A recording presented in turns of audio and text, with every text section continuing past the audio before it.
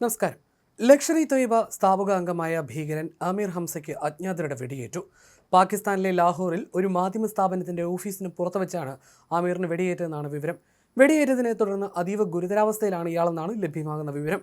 ആക്രമണത്തിൽ ഗുരുതരമായി പരിക്കേറ്റ ഇയാളെ ഉടൻ തന്നെ ആശുപത്രിയിൽ പ്രവേശിപ്പിച്ചു. നിലവിൽ ഇയാളുടെ ആരോഗ്യനില അതീവ ഗുരുതരമായി തന്നെ തുടരുകയാണ്. വെടിയുതിർത്തതിന് പിന്നാലെ അജ്ഞാതനായ അക്രമി സംഭവസ്ഥലത്തു നിന്ന് രക്ഷപ്പെട്ടതായും റിപ്പോർട്ടുകളുണ്ട്. ഭീകരൻ ഹാഫിസ് സയ്യിദിനൊപ്പം ലഷ്കർ ഇ തൊയ്ബയുടെ സഹസ്ഥാപകനായിരുന്നു ആമിർ ഹംസ. ഇന്ത്യയിൽ നടന്ന നിരവധി ആക്രമണങ്ങൾ ഉൾപ്പെടെ ഒട്ടേറെ ഭീകര പ്രവർത്തനങ്ങളിൽ ഇയാൾക്ക് പങ്കുണ്ട്.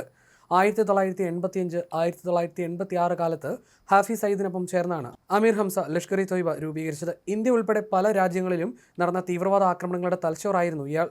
ഹാഫിസ് സയ്യിദിന് ശേഷം സംഘടനയിലെ രണ്ടാമത്തെ പ്രധാനിയായിട്ടാണ് ഹംസയെ കണക്കാക്കുന്നത്. നിരോധിത ഭീകര സംഘടനയായ ലഷ്കറിന്റെ മുതിർന്ന നേതാക്കളിൽ ഒരാൾ കൂടിയാണ് ഇയാൾ. തീവ്രവാദ പ്രസംഗങ്ങളിലൂടെയും ലഷ്കറിന്റെ പ്രസിദ്ധീകരണങ്ങളിലൂടെയും ഇയാൾ കുപ്രസിദ്ധി നേടിയിരുന്നു. ഭീകര സംഘടനയുടെ നേതൃത്വത്തിൽ പ്രധാന പങ്ക് വഹിച്ചിരുന്ന ഇയാൾ ലഷ്കറിനായിട്ടുള്ള പണം സ്വരൂപിക്കുന്നതിനും റിക്രൂട്ട്മെന്റിനും ഭീകരരെ വിട്ടയക്കാനുള്ള ചർച്ചകളിലും സജീവമായി പങ്കെടുത്തിരുന്നു.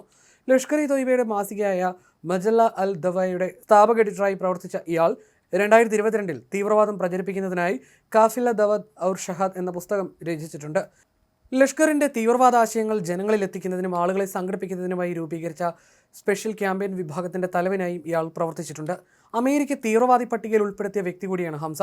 2012 അമേരിക്കൻ ട്രഷറി ഡിപ്പാർട്ട്മെന്റ് പുറത്തിറക്കിയ പ്രസ്താവന പ്രകാരം ഹംസ ലഷ്കർ ഇ തൊയ്ബയുടെ കേന്ദ്ര ഉപദേശക സമിതിയിൽ അംഗമായിരുന്നുവെന്നും ഹാഫിസ് സയ്യിദിന്റെ നേരിട്ടുള്ള മേൽനോട്ടത്തിൽ സംഘടനയുടെ ബാഹ്യബന്ധങ്ങൾ കൈകാര്യം ചെയ്യുന്നതിൽ നിർണായക പങ്ക് വഹിച്ചിരുന്നതായും പറയപ്പെടുന്നു.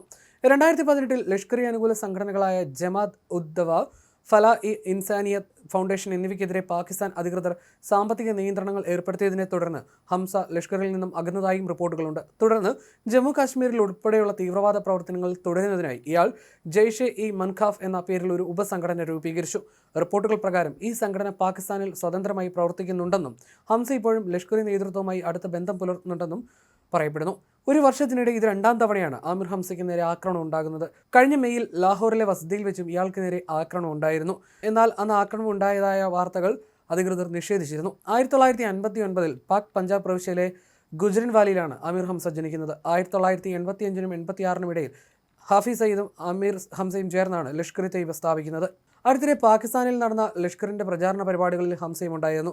പുറത്തു വന്ന ചിത്രങ്ങളിൽ ഹാഫിസ് സയ്യിദിനൊപ്പം ഹംസയും കാണാം. 2018 സാമ്പത്തിക സഹായങ്ങൾ കുറഞ്ഞതോടെ ലഷ്കറുമായി അകലം പാലിച്ച ആമിർ ഹംസ ജയ്ഷെ മൻഖാഫ് എന്ന പേരിൽ സംഘടന രൂപീകരിക്കുകയും ജമ്മു കാശ്മീർ ഉൾപ്പെടെയുള്ള മേഖലയിൽ ഈ സംഘടന ഭീകരാക്രമണങ്ങൾ നടത്തിയിരുന്നതായിട്ടാണ് റിപ്പോർട്ട്. പുതിയ ഭീകര സംഘടന രൂപവൽക്കരിച്ചെങ്കിലും ആമിർ ഹംസ ലഷ്കർ നേതൃത്വമായി അടുത്ത ബന്ധം പുലർത്തിയിരുന്നതായിട്ടാണ് റിപ്പോർട്ടുകളും പറയുന്നത്. അഫ്ഗാൻ മുജാഹിദീൻ ഭീകരനും ലഷ്കർ ഇ തൊയ്ബയുടെ പ്രധാനപ്പെട്ട നേതാവും കൂടിയാണ് ഇയാൾ.